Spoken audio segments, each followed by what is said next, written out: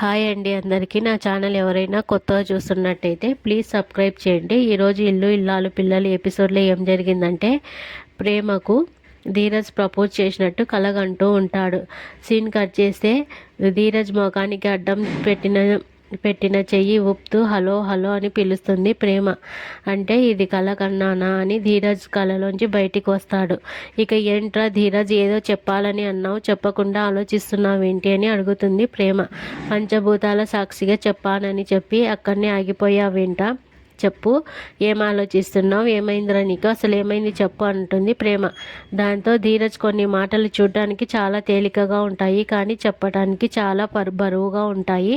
చెప్పేస్తే హాయిగా ఉంటుంది, అందుకే చెప్పేస్తాను అని రెడ్ రోజుని తీసుకుంటాడు. ఇక ప్రేమ ఐ ఐ లా అంటూ ఉంటాడు. ఇక సీన్ కట్ చేస్తే అమూల్య ఆగు, అమూల్య ఆగు అనే వాయిస్ వినిపిస్తుంది. దెబ్బకి ధీరజ్ ఆగిపోతాడు. అమూల్య అంటే ధీరజ్ చెల్లెలు కాదు. అక్కడ ఒక చిన్నారి పరుగు పెట్టుకుంటూ ధీరజ్ దగ్గరకు వస్తుంది. ఆమెను పట్టుకున్న ధీరజ్, జాగ్రత్త అమ్మ, పడిపోతే చాలా పెద్ద దెబ్బ తింటావు అని జాగ్రత్తలు చెప్పి ఆ బిడ్డ తల్లికి అప్పగిస్తాడు ధీరజ్. మనం ఎంత జాగ్రత్తగా చూసుకుంటే చేయి దాటిపోతుందంటారు. ఏదైనా ఎదురు దెబ్బ తగిలితే బాధపడినా తిరిగి రాదమ్మా అంటూ ఆ బిడ్డ తల్లికి క్లాస్ పీక్తాడు ధీరజ్. ఇక అమూల్య అంటూ ఆ చిన్నారిని పిలిచి ప్రేమకు ఇవ్వాల్సిన రోజుని ఆ చిన్నారికి ఇచ్చేస్తాడు ధీరజ్. అనంతరం ప్రేమ కోసం తెచ్చిన గిఫ్ట్ని కూడా నేలకేసి కొట్టి వెళ్ళిపోతాడు. ఇక అక్కడి నుంచి బయటికి వచ్చేసిన ధీరజ్ తెగ బాధపడిపోతుంటాడు. ఏంట్రా, ఏమైందిరా అని ప్రేమ అనేసరికి అమూల్య అనే పేరు వినపడగానే నా కళ్ళ ముందు నా చెల్లెలు అమూల్య కనిపించింది. అన్నయ్య అని పిలవగానే చెల్లెలే పిలిచినట్టుగా అనిపించింది అని బాధపడతాడు. ఇక అమూల్యకి ఏం కాదురా అని ప్రేమ అనేసరికి ఏం కాదని ఎలా అనుకుంటున్నాం, తన జీవితాన్ని తానే నాశనం చేసుకుంది, ఏం కాకుండా ఎలా ఉంటుంది, నా చెల్లెలు వాడిని పెళ్లి చేసుకోదు, ఎవరో పెళ్లి చేసుకోమని చెప్పి ఉంటారు, వాళ్ళు ఎవరో నాకు తెలియాలి, అప్పుడు చెప్తా అంటూ తెగ రెచ్చిపోతాడు ఆవేశంగా. ఇక కారు స్టార్ట్ చేస్తాడు ధీరజ్. దెబ్బకు సైలెంట్ అయిపోతుంది ప్రేమ.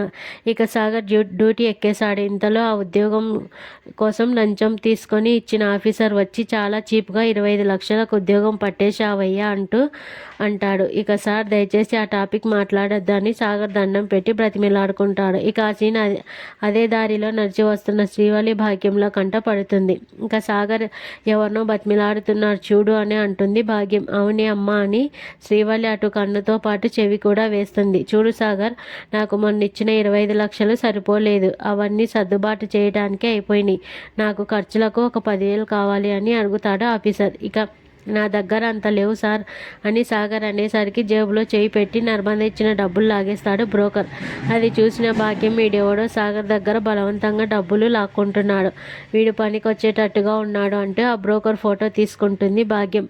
వీడిని పట్టుకుంటే మనం ఆ నర్మద పని పట్టొచ్చని అంటుంది భాగ్యం. ఏం చేసినా జాగ్రత్తగా చేయవే అమ్మోయ్, అసలే అక్కడ ఉన్నది నర్మద, తేడాలు వస్తే వీపు పగిలిపోతుంది అని భయపడుతుంది శ్రీవల్లి. అటు ప్రేమ ఎగ్జామ్కి వెళ్తుంది, కానీ అమూల్య పెళ్లి విషయంలో జరిగింది మొత్తం తలుచుకొని ఎగ్జామ్ సరిగా రాయలేకపోతుంది.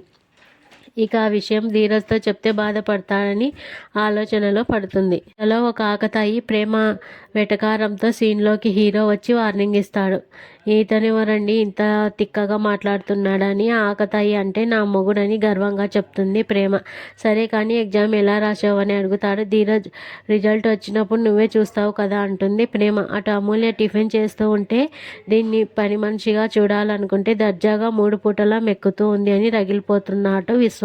ఇంతలో భద్రావతి రావడంతో ఏ విశ్వ, పని మనిషి లేచి వెళ్ళి మాకు టీ తీసుకురావే పో అని అరుస్తాడు విశ్వ. ఇక పాలు చిక్కగా ఉండాలి, టీ స్ట్రాంగ్గా ఉండాలి, మాకు టీ తీసుకొని రావే అని ఆర్డర్ వేస్తాడు విశ్వ. సరేనని లోపలికి వెళ్ళిన అమూల్య, బండ సచ్చినోడ నోచుకొచ్చినట్లు పేలుతావా, చెప్తా నీ సంగతి, ఈ రామరాజు కూతురు తడాకా ఏంటో చూపిస్తా అని టీ పట్టుకొని వచ్చి తీసుకోండి స్పెషల్ టీ అని అందిస్తుంది. దాన్ని టేస్ట్ చేసిన చీచీ చెండాలంగా ఉంది అంటాడు. అయితే అదే టీని టేస్ట్ చేసిన భద్రావతికి వేదవర్తి గుర్తుకొస్తుంది. సేమ్ వేదవడ్డి పెట్టిన టీ లాగే ఉండడంతో బాగానే ఉంది కదరా అని అంటుంది భద్రావతి. ఇక మా అమ్మ నేర్పించింది పెద్దమ్మ, మా అమ్మ చేతి టీ అంటే మీకు చాలా ఇష్టమంట కదా అని సెంటిమెంట్తో కొడుతుంది అమూల్య. ఇక రేపటి ఎపిసోడ్లో 20 లక్షలు తిరిగి ఇవ్వమని దండెత్తింది వనజ. ఇక డబ్బులు ఇంకా ఇవ్వలేదా అంటూ సాగర్ని పిలుస్తాడు రామరాజు. తర్వాత